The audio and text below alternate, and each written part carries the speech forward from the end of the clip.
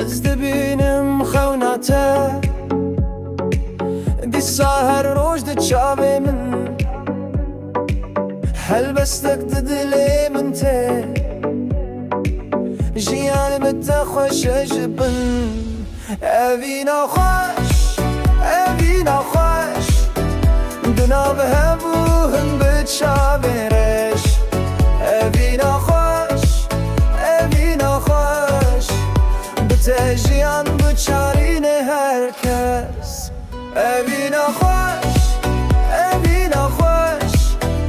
di nav hebûn bi çavê reş evî naxweş evî naxweş bi te jiyan biçarîne herkes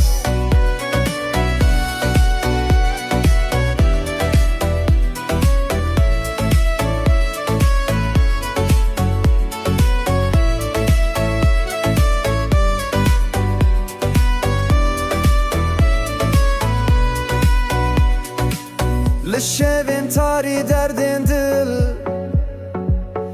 ez û tu bi dengê stranan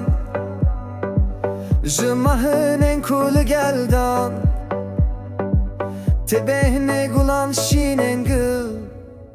ji biharê hêvî ji payîzê tevî evî naxweş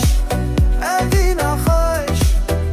di nav hebûn bi çavên reş evî naxweş evî naxweş bi te jiyan biçarîne herkes